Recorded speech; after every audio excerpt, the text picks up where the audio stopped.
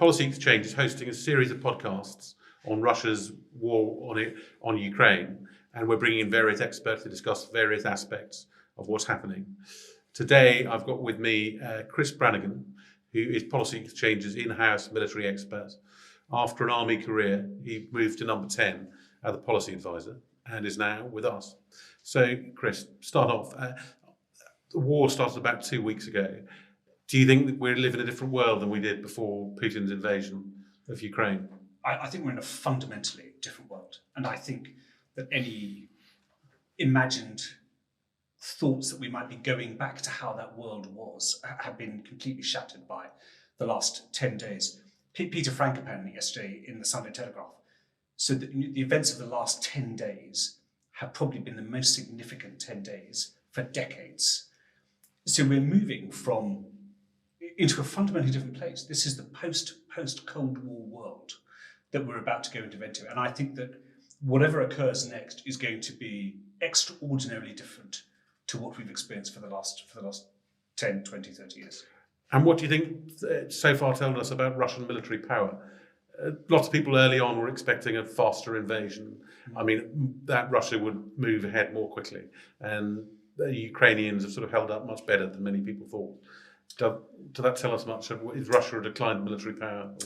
So I think the first point to keep in mind is that what we're seeing and what is being reported is, of course, as much a part of this conflict as the fighting that takes place on the ground. So within the information domain, which is proven to be one of the most hotly contested arenas of this particular conflict, we're seeing information that comes out that shows one side of the story. That's probably a good and a positive thing. There are no doubts that Russia's military capability doesn't appear to have performed as it would have been imagined to do so. And there could be a broad number of different reasons behind all of that. But whether that's to do with the logistic preparation, whether that's to do with the frame of mind of the troops who were executing the orders, whether that's to do with the aim that President Putin has set out and given to his military officers to say, this is what I would like to see being achieved.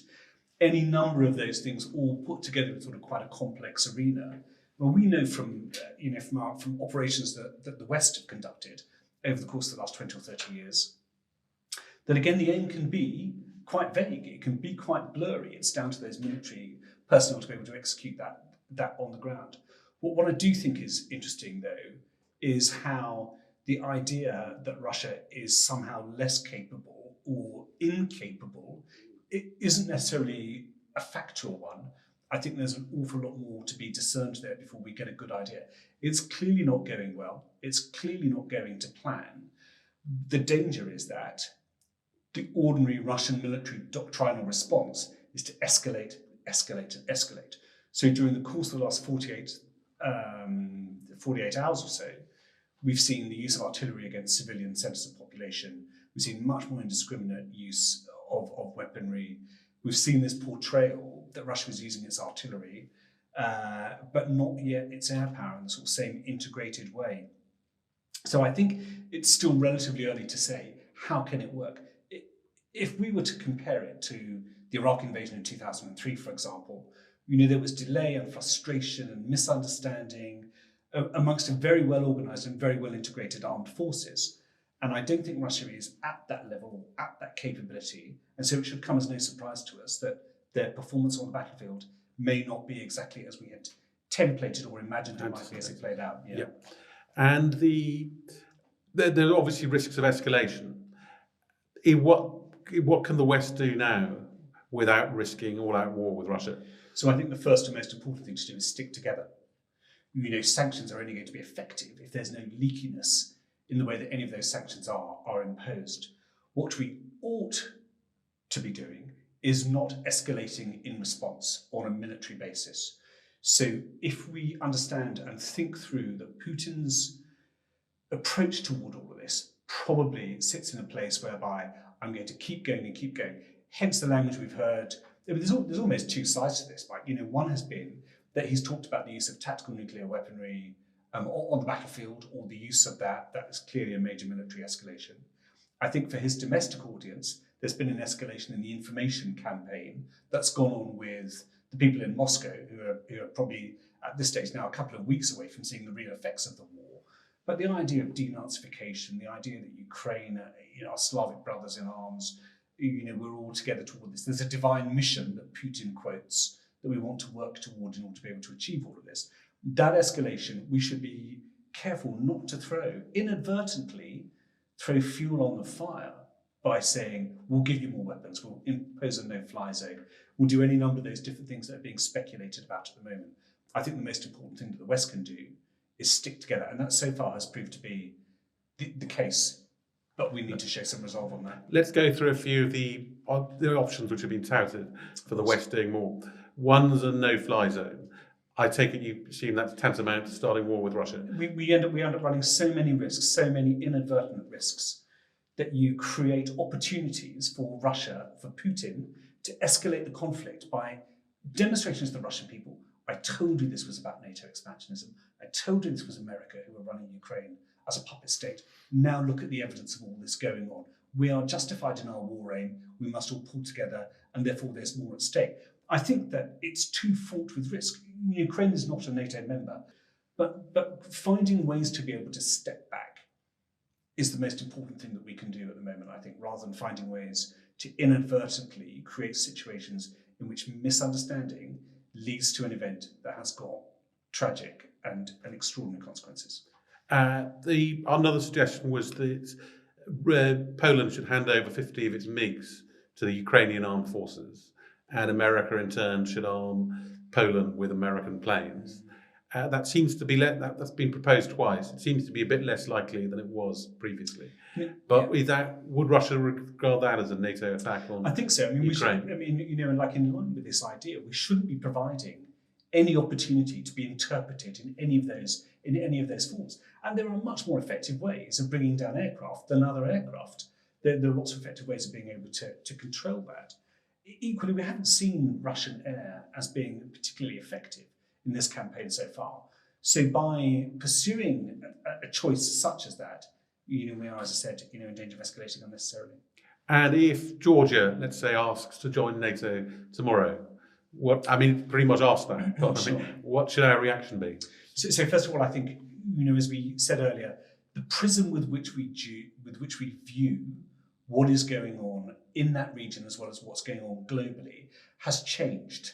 And I think that any request for any admission into any organisation, military or economic, or however that's going to be framed, needs to be looked at afresh or with a new set of criteria compared to those which would have been used 2 weeks ago. So caution for the moment. Caution for everyone at the moment. There's a line here where, for Putin's perspective in particular, it's difficult to know what he sees success looking like within this campaign. It's difficult to know what he's got to go and do. There's a parallel made with Saddam Hussein with the wars against Iran in the 1980s, where success for him against Iran just meant staying in power. It may be that for Putin, that's what success looks like as well, because whatever he achieves militarily, he's going to lose something. Russia is going to lose something. There's been discussion that, the sanctions, once they kick in, the reduction in GDP, we end up with Russia going back to a situation that it was in 1990, economically and geopolitically. I think it's worse than that. I think it's like taking Russia back to the 1970s, where there's no understanding and a real Cold War situation in place. Going to a scenario, which we all hope won't happen, but looks quite likely, of Russia taking over the main towns of Ukraine. Some people have posited that a scenario a bit like the Shivud experience of the Iraq insurgency or Afghanistan could materialise, that there'd be years of resistance or insurgents from Ukrainians against Russian forces. In a place like Ukraine, is that at all viable or realistic? I think we should be very conscious of the difference between the Iraq scenario and what happened within that particular campaign and what might happen here. There are more things, for example, that are in common. So, for example, everyone speaks broadly the same language. There's much more of a feel that this should be a degree of alliance and unity between people, and creating what would in effect be a civil war type of affair rather than an insurgency could make that conflict endure in a way and become more vicious in a way and become more difficult to resolve in a way that the Iraq situation never was. Of course, there'll probably be degrees of resistance that are organised within Ukraine itself, but I think it's important that we stop and consider which prism we're using towards this. And whilst we look at the lessons from the Iraq campaign, and it took the West a long time to learn some of those lessons, we should be very careful about making a direct comparison between one and the next. And going back, if the war continues along the current path, Russia advances, but more slowly, and the political will in Russia goes down for doing all this, is there a way of de-escalating the conflict without Putin totally losing faith? Is there some way we could help him find a way of withdrawing? I would hope so. I mean, part of his strategy has been to escalate in order to then de-escalate and say, look how strong I was, look what I made the West do, look how I can command this presence within this area. And therefore I, President Putin, the peacemaker, am prepared to accept whatever it ends up being, a territorial annexation of part of Ukraine, a passageway through, a halt on what he perceives to be NATO expansionism. But I think we're still some weeks away from that. JP Morgan estimate that the effect of sanctions on Russia will lead to about a 35% reduction in GDP for the second quarter of 2022. We recognise that there's probably 2 or 3 weeks before the effect of consumables and food and the services that Muscovites, for example, are used to suddenly stop, suddenly disappear. So you're looking at your currency being devalued, you're looking at the effect of those sanctions kicking in, you're recognising that you're becoming social pariahs on the global stage. That's a point at which you think, what is the aim of this? What's the point of going into Ukraine? Because Putin will have said, these are our Slavic brothers. Ukraine isn't really a state. These are people that we are allied with and should be engaged with because we're on the same skin. But actually the reality is that none of those things are happening. And if Russians, whatever organisation and group that ends up having to be, think that losing the prosperity of the last 30 years, losing the prosperity of the last 50 years is a price worth paying for being involved in what could be an enduring and difficult campaign in Ukraine, I find that very difficult to imagine that they would accept that. So that what Western strategy should be. We should try and build up Ukrainians to be able to resist long enough for the Russian heartland to start thinking we're really suffering for this. I mean, Ukraine's already shown extraordinary resilience. Yeah. With very effective presidential leadership, with extraordinary courage from the people who are facing up to the reality which none of them have chosen. The only person who's chosen this path to war is President Putin. And so therefore, the longer that this endures, there's been very effective information ops of captured Russian prisoners being given cups of tea by Ukrainian women, telling Russian mothers, come to Ukraine and take your children home. That was an extraordinarily effective tactic in Chechnya in the mid-90s and led to a degree of protest in Moscow that brought much of that conflict toward its conclusion. We've now got Gabriel Elefteriu with us, who's Policy Exchange's Director of Research and Strategy, as well as head of our space unit. Anyway, first question is, how the world's changed since 2 weeks ago? Do you think it has, or how different a world are we living in now than before the conflict? Yes, Mike, I believe that unfortunately the world has changed irrevocably. We've had a historic failure of Western deterrence to stop a conflict. War is back in Europe, and it's clear that the old world order and the rules-based international system has received a pretty significant blow. So now on, I think adversary countries like Russia in the future as well, and China and others, will be basing their moves on the geopolitical scene purely on a calculation of power. I mean, this is the real tragedy here, that this war sort of reminds us that the liberal theory of history inevitable progress and improvement in the human condition is not really true. You can actually go back to a world that we haven't seen really since the Second World War. And the fighting that goes on in Ukraine at the moment is sort of reminiscent of that. The Russian advance, at least as far as many commentators in Britain have said, has been much slower than people thought it would be. What's your take on that? Do you think how is Russia meeting its war plans? There is a fundamental issue here with expectations. So a lot of people are saying that the Russians have utterly failed in their objectives so far, and they expected to capture Kiev in 2 days and so on. I mean, the fact is we don't really know what the Russian plan was. Yeah. And what the timeline really was for all of that. I mean, people have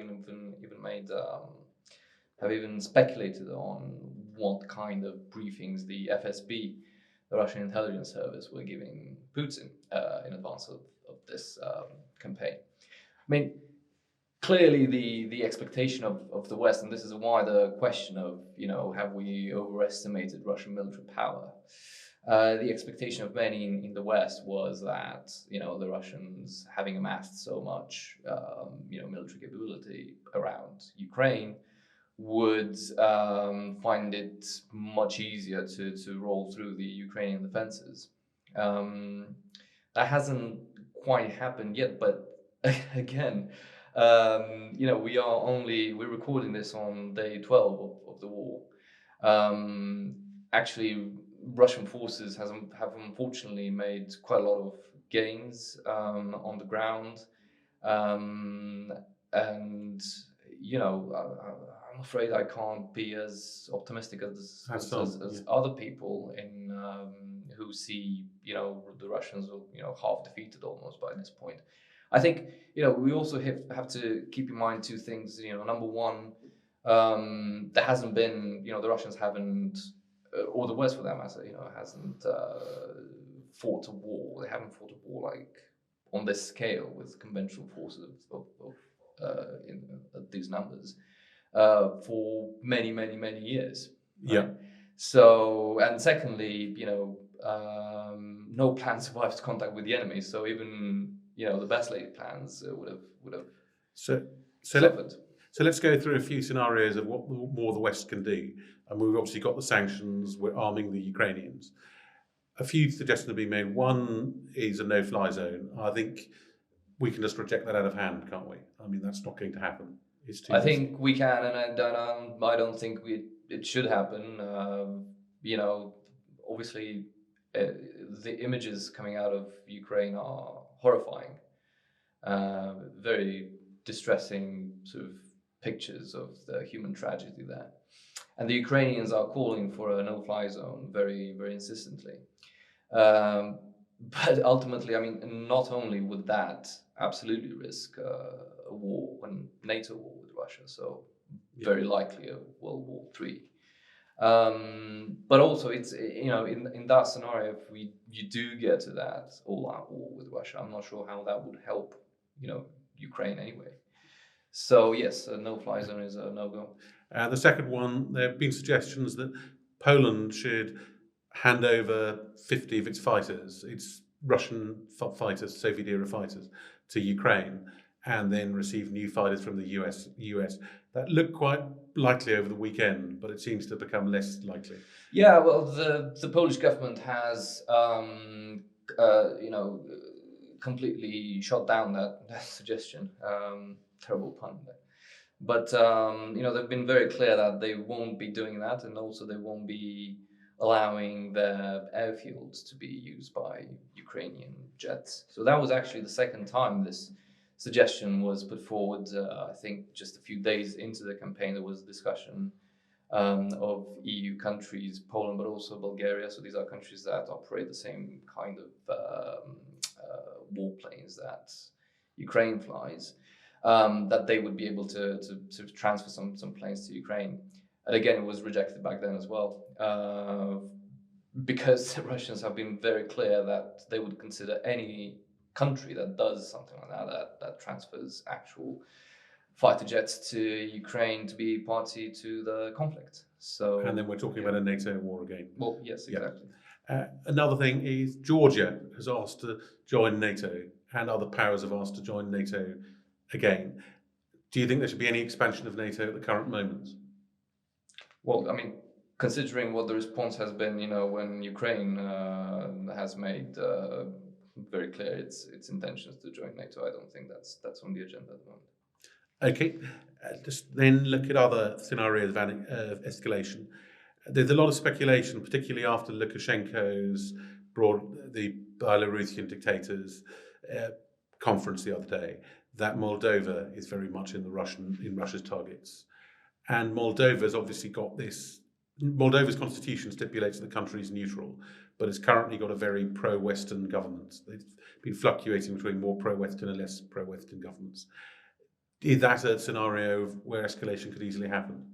Very much so. I think this danger is underappreciated in the West. So the problem in Moldova is that there are already Russian so-called peacekeepers in this breakaway republic of Transnistria. That's a sliver of land between Moldova and Ukraine that tried to separate from Moldova when the Soviet Union broke up at the end of the Cold War, and similarly to Ossetia and Abkhazia is one of these sort of frozen conflicts. So Transnistria is landlocked, and the concern now, it's almost a certainty that the Russian offensive and Russian troops operating in the south of Ukraine towards Odessa, after they sort of take Odessa, if they manage to do that, but it's high likelihood that they will create this direct land bridge to Transnistria. And Moldova at this point is, Ukraine aside, is the only sort of free state remaining between Russia and NATO, really. So it's a pretty high sort of potential target. The other point there is the main population in Moldovan is Romanian. And in the past, there's been talk of Moldova joining with Romania. Moldovans can already get EU passports, Romanian passports, in other words, EU passports. If things look like escalating, is it likely Moldova will try and rapidly join Romania? Or I know it's applied to join the EU, but that's a long process. Yes, so that was the most recent development. Moldova has officially lodged its request to join the EU. And in response, the breakaway region of Transnistria has requested official recognition as an independent republic by Moscow. So Transnistria, I forgot to mention this, so Transnistria is not recognized by anyone, even by Russia. I think in sort of scenario you're outlining, that will pose a great dilemma for Romania and NATO more broadly. It will be probably a scenario similar to what happened in the Donbass, since 2014, with this sort of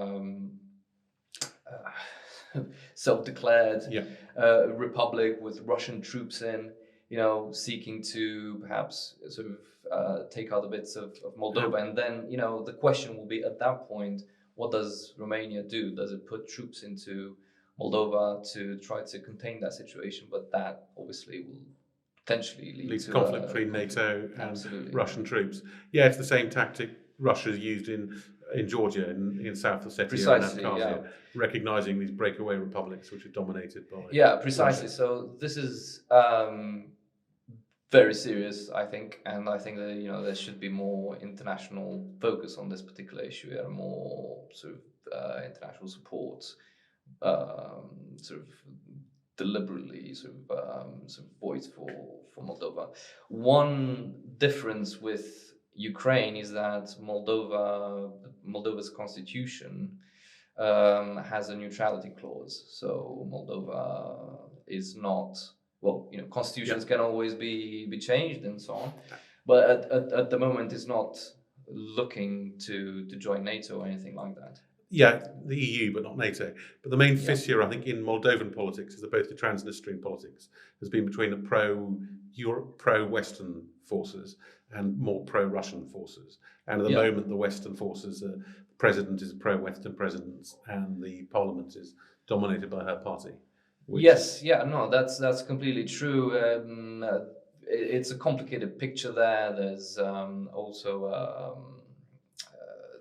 in the south of the country, there's a region called Gagauzia, which is a complicated political situation there as well. There's a large Russian minority, Russian-speaking minority in the country.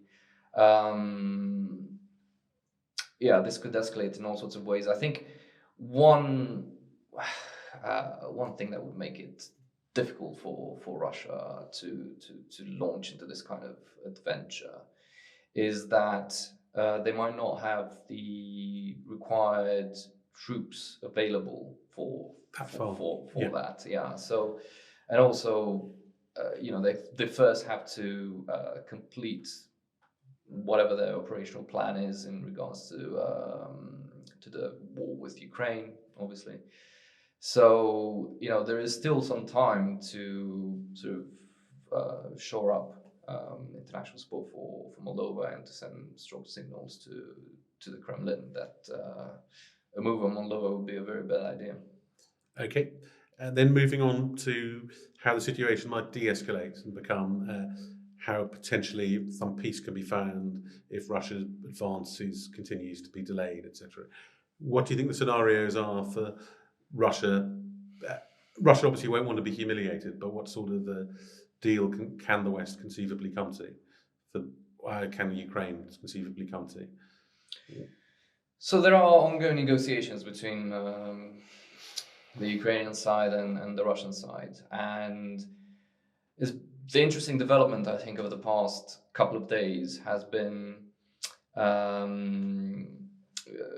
that the chief Ukrainian negotiator, has given an interview admitting that Ukraine would be open to a non-NATO model for Ukraine, some sort of,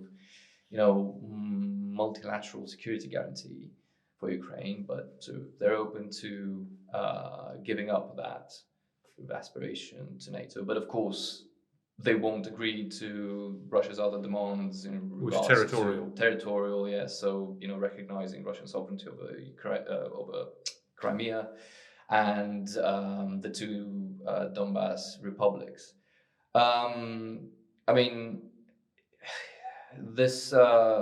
It's worth remembering that this is largely technically the same kind of deal that was on the table before the war.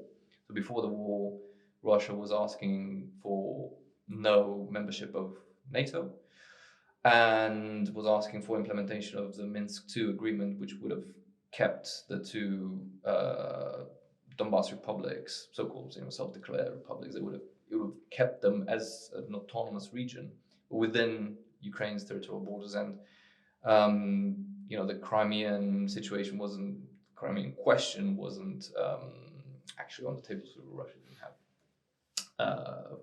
to my knowledge, a formal, it wasn't a point of negotiation at that point. So in the meantime, Putin and the Russian side, they've been clear that the current military operation will have to continue until their military objectives are met. And that seems to, not only produce more and more human tragedy, but also put more sort of political pressure on the Ukrainian government to make a choice here. Clearly, and perhaps rightly, their choice is to fight on. It's not it's not apparent that there is any kind of solution to this at the moment. There are views many have voiced this view that Ukraine can be a sort of second Afghanistan for Russia, with reference to the invasion of Afghanistan by the Soviet Union in the 1980s. 10 years of civil war, basically. Absolutely, where the Soviet Union was defeated. I'm not sure that's a very good comparison. Not just because the West was also defeated there, so no one has actually been able to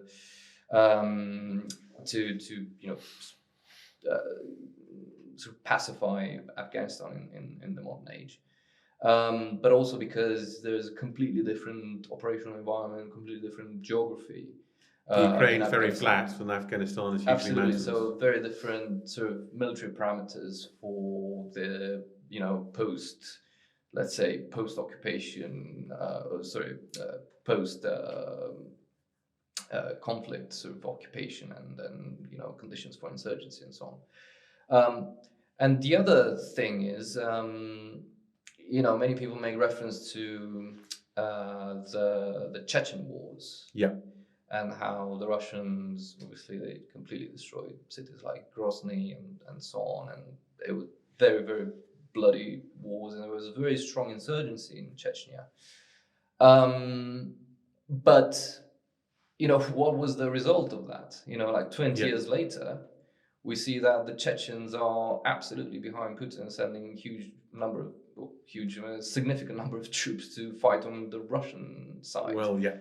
Now, some Chechen forces are, Some Chechens, but I mean, the region is completely pacified. So, from the Russian point of view, for them, Chechnya is actually an example that you can invade and pacify a country. And in fact, in a generation, perhaps, turn the population even in your favor. So, this is, one thing that's potentially on Putin's mind. The other issue with the insurgency scenarios, if you look at Afghanistan and fighting Russia, that was only possible because Pakistan was very sympathetic to the Mujahideen, the rebels, and armed them and had bases and allowed them to retreat into Afghanistan. If, let's say in this scenario, Pakistan's role would be replicated by Poland or Hungary or somewhere, that would mean the conflict with Russia would continue. If there wouldn't be any unfreezing of the West conflict with Russia, would there? If Russia believes we're backing insurgents from Poland. No, exactly. I mean, the first question would be whether those countries that you mentioned will accept to play that role in the first place. Considering the risks and so on. So the idea that this war should continue just so that Ukraine should be turned into a Syrian battlefield or an Afghan battlefield, not forever, but for a very, very long time. And people, in fact, even high-ranking Western officials have been talking about the fact that we should expect many years of conflict in Ukraine. I just hope a solution will be found. I mean, when you look at what's happening there, surely anyone's sort of priority at the moment should be peace.